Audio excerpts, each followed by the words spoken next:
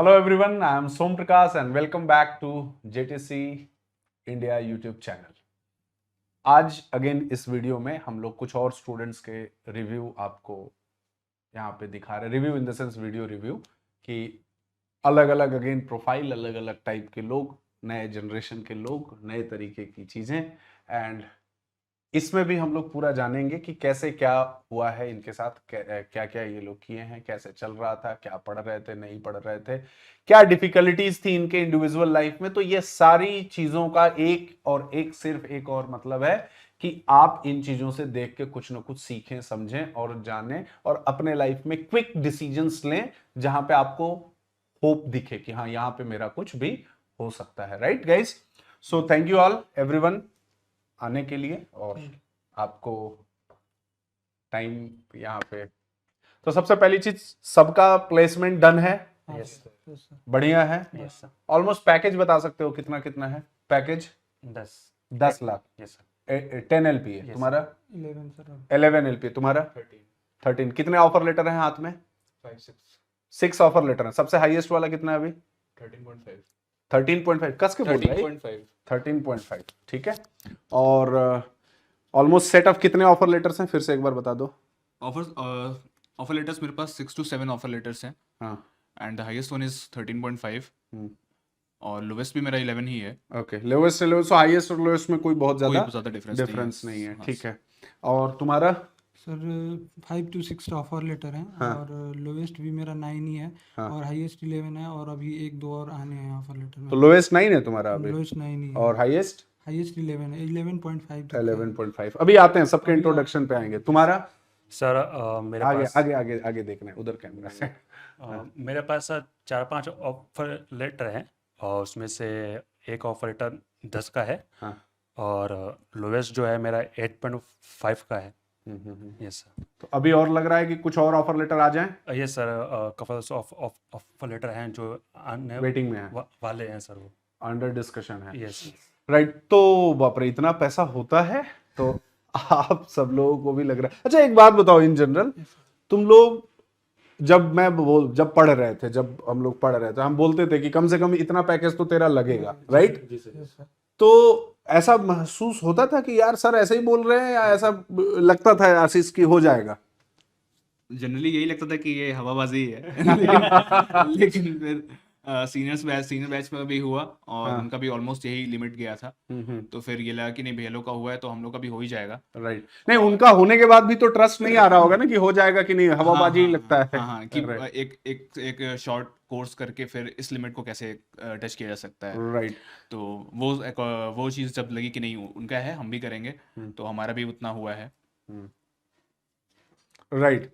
तुमको क्या लगता था? तो मैं स्टार्टिंग में मुझे भी ऐसे ही लगता था कि इतना तो ज़्यादा थोड़ा सा मुश्किल ही है उतना। हाँ। फिर सीनियर्स के मैंने देखे थे कुछ जो कांटेक्ट में थे मेरे, तो उनके जब हुए तो फिर मुझे थोड़ा सा बिलीव आ गया मतलब था। जेटीसी सीनियर्स के जो थे, देखे थे, मतलब हाँ। कोई पढ़ रहा था ऑलरेडी और हाँ, तो उनके जो आप कांटेक्ट जानने में वाले थे, थे। तो फिर ऐसा लगने लगा था कि हाँ इतना तो हो जाएगा। हाँ। फिर जब हमारा हुआ तो फिर लगा कि नहीं, फिर से इस तरह से जितने भी लोग अभी करंटली पढ़ रहे हैं या फिर जो अभी जेटीसी आने वाले हैं, तो आपको एक चीज क्लियरली समझ में आना चाहिए कि जो बातें होती हैं, जो बातें बोली जाती हैं, जो डे 1 में प्रॉमिस किया जाता है, टिल डे N उस चीज को भी पूरा किया जाता है। इट्स नॉट लाइक कि आज जो बोला गया वो देन हम भूल गए बोल के, राइट?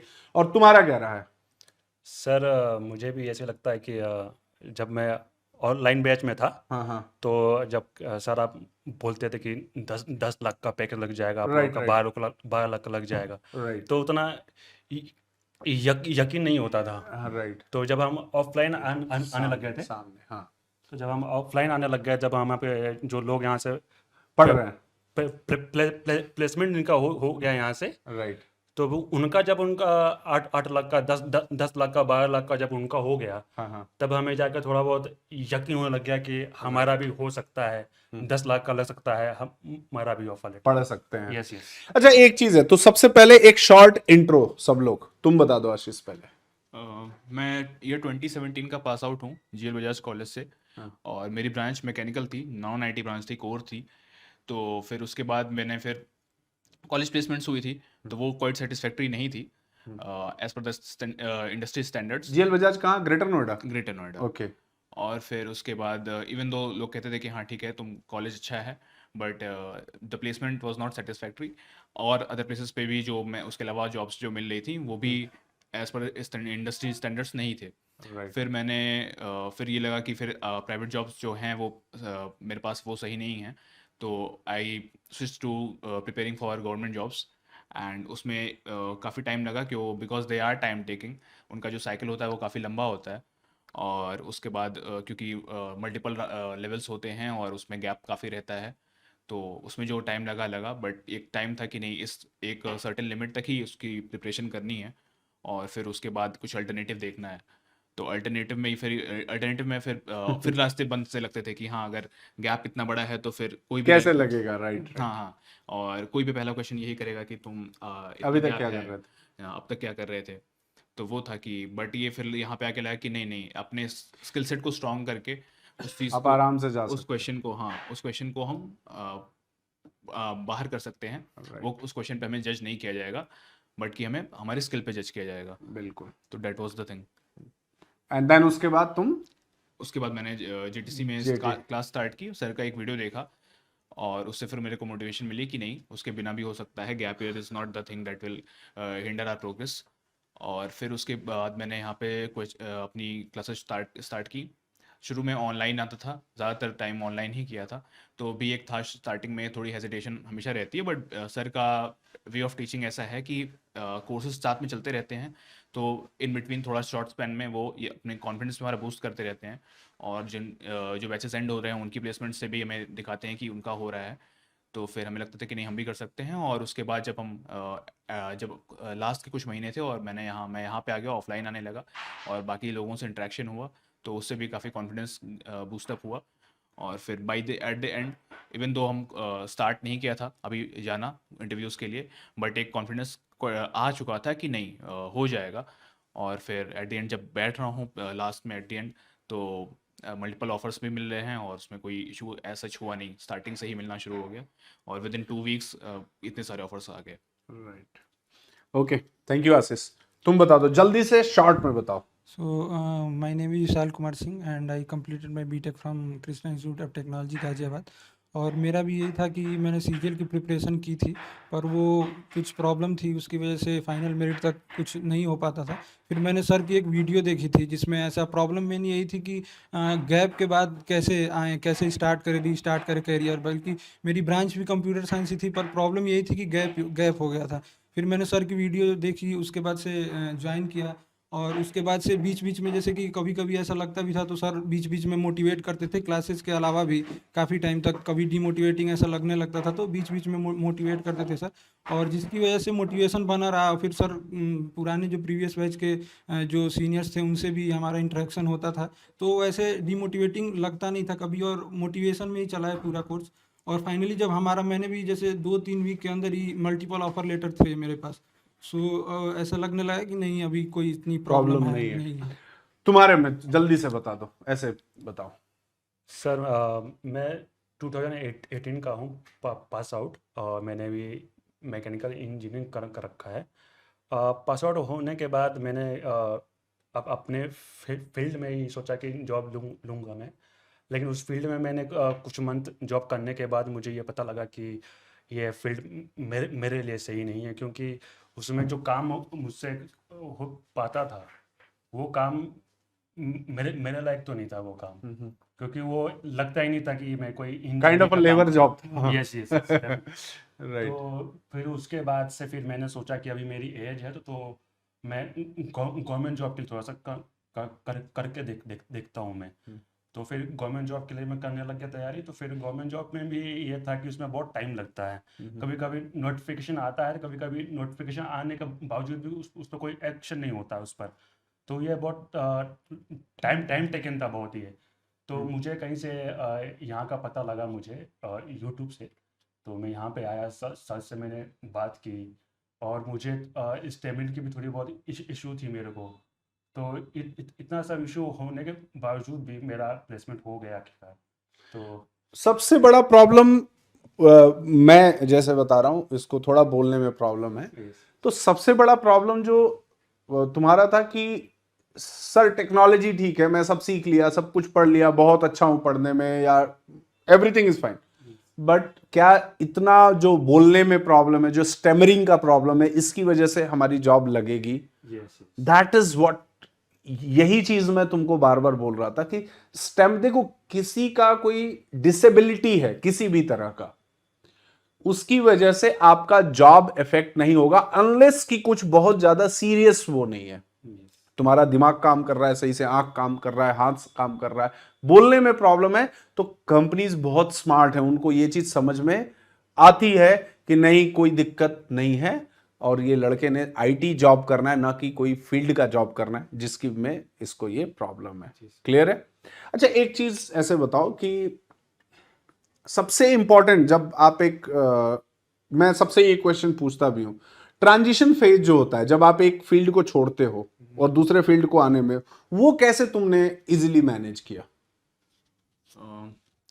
ट्रांजिशन ऐसा था कि कोर्स से थे, बट ये था कि इसके जो भी आईटी फील्ड में हमें सिखाया जाता है, पहले तो ये था कि हाँ एटलीस्ट है तो हमारे लिए, at least we have to start from scratch only, कि आता तो कुछ भी नहीं है।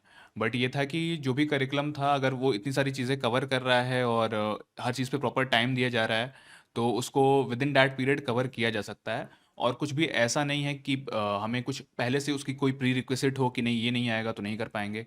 तो वो जब हर चीज़, हर एक टॉपिक अगर फ्रॉम ज़ीरो स्टार्ट किया जा रहा है, तो जहाँ पे कोई भी आईटी वाला है वहीं पे हम भी हैं, तो हमें उसके कोई इशू नहीं था।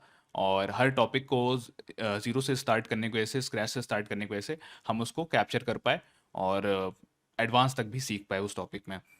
तो उस पे जो भी क्वेश्चन हमसे अच्छा, आंसर कभी होते हैं। ऐसा लगा हो कि नहीं यार ये तो अब हाँ तुम ले रहे हो, कभी ऐसा लग रहा हो जैसे, बिकॉज तुम मैकेनिकल के थे, जी सर। तो यूजुअली जो मैकेनिकल सिविल या इस तरह के ब्रांच वाले लोग हैं उनके लिए ये एक चीज है कि क्या कभी ऐसा लगा कि यार ये कोडिंग है, क्या मैं मैकेनिकल का ब्रांच हूँ, मैकेनिकल ब्रांच से हूँ, स्टार्टिंग से नहीं पढ़ा है, क्या आप पढ़ सकते हैं या आसान होगा ये? नहीं, ऐसा कभी भी नहीं लगा, क्योंकि किसी भी नई चीज़ को पकड़ने के लिए और नई चीज़ कोडिंग को करने के लिए, अगर जो हमें जो इनिशियली उसकी ग्रामर सीखनी पड़ेगी, और वो भी हमें right from the start from scratch सिखाई जाती है यहाँ पे, तो उसकी वजह से हमें कभी ऐसा कुछ नहीं लगा। और जब भी हम कोड करेंगे तो उसको ही वही इनिशिएट करेंगे, उसी से इनिशिएट करेंगे, तो वो हमें आती थी पहले से। तो राइट, थोड़े छोटे प्रोग्राम से स्टार्ट करके हम larger gradually you can problems, increase. या लार्जर प्रॉब्लम्स हो, सिचुएशन बेस्ड हो, हर टाइप की प्रॉब्लम से टैकल कर सकते थे। राइट। अब एक जैसे आप में से कोई बताओ कि क्या तो था, बहुत इंपॉर्टेंट क्वेश्चन था, से फॉर एग्जांपल जब आप इंटरव्यूज जब आप दे रहे थे, उस समय कहीं कुछ ऐसा लगा कि नहीं ये तो हमें नहीं आता है, या कुछ ऐसा जो पूछा जा रहा है जो हम बता नहीं पा रहे हो, राइट? या कहीं पे मान लो ऐसा तो हुआ नहीं होगा कि तुमने 10 इंटरव्यू दिया और 10 के 10 में तुमको 10 ऑफर लेटर आ गया, ऐसा नहीं हुआ होगा। So some of the places you guys would have faced rejections कि offer letter no no no no continuously हो रहा है, उस समय क्या चल रहा था? सर ऐसा था कि जैसे कि जो यहाँ पे मॉक वगैरह हुए थे या जो भी मटेरियल था जो जो हमको मिला था जेटीसी से, तो मैक्सिमम जब हमने इंटरव्यू देने शुरू किए तो उसी के आसपास का था, कुछ उससे बहुत ज़्यादा ऊपर था नहीं। तो इसकी वजह से सिलेक्शन तो हो रहे थे, पर कभी कभी ऐसा था रिजेक्शन हो रहा था, पर ऐसा था कि सिलेक्शन हो रहे थे तो उतना ज़्यादा वो बॉदर नहीं करता था, क्योंकि सिलेक्शन तो हो रहा था राइट अल्टीमेटली। राइट। तो एक दो में नहीं भी हुए, पर ये था कि हाँ ओके, कंटिन्यूअसली चलता है। सिलेक्शन देखो, चलता है। एक चीज जो मैं ऐसे बताऊं सबके लिए, जो करेंटली पढ़ रहे हैं जेटीसी में, आप लोग भी समझिए, और जो नहीं पढ़ रहे हैं आप लोग देखिए, इंटरव्यू में कभी कभी क्या होता है कि कंपनी अपनी रिक्वायरमेंट पूछ रही है आपसे। सो ऐसा जरूरी नहीं हो सकता है कि सबकी रिक्वायरमेंट की सारी चीजें आपको आती भी हो, करेक्ट ना? तो आपको जो नहीं आता है, specially you need to say no, I am not aware with that, और जो आता है उसको आप अच्छे से बताएं। तो कंपनी हायर भी इसी रेंज पे करती है कि आपने क्या पढ़ रखा है, क्या आता है, किस पे आप काम कर सकते हो। इसलिए नहीं कि जो आप नहीं पढ़े हो। तो इससे भी आप में से कई सारे लोग परेशान होते हैं कि नहीं ये पूछ लिया नहीं आया, अरे उसने अपनी रिक्वायरमेंट पूछी यार, नहीं पता है तो ठीक है, इट्स ओके। अच्छा, इन सभी मतलब बातों में कभी ऐसा फैमिली प्रेशर नहीं आया कि नहीं नहीं अब पैसा नहीं देंगे और जो करना है कर लो, किसी के साथ इसमें से? जैसे कोर्स की ड्यूरेशन यहाँ पे थी, कोई शॉर्ट बिल्कुल इतना भी नहीं था कि हाँ 5 मंथ्स में या 4 मंथ्स में चीज़ें ख़त्म हो जाएंगी, because there is a lot to learn. तो ये रहता था कि चलो ठीक है, 4-5 महीने में नहीं हो पा रहा है, तो जब मंथ्स का थोड़ा एक्सटेंशन लग जाता था तो फिर घर पे भी लोग पूछते थे कि तुम्हारा कोर्स कब खत्म होगा, कोर्स कब खत्म होगा।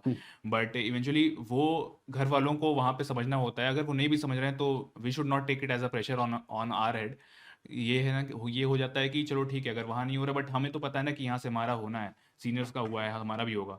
तो वो पेशेंस हम रख लेते थे कि चलो जब भी होगा तो उनको ऐसे पैकेजेस पे होगा कि हाँ हम भी सेटिस्फाई होंगे और घर वाले भी सेटिस्फाई होंगे। तो वो हमेशा से कभी उतना एट द एंड बॉर्डर नहीं किया, और आफ्टर सिलेक्शंस तो फिर सब चुप ही हैं। तो फिर तो आप सब लोगों का एक जैसे ऐसे में अच्छा एक बात बताओ, घर वाले मानते हैं, बिलीव कर लेते हैं कि इतना पैकेज पे हो गया है फाइनली?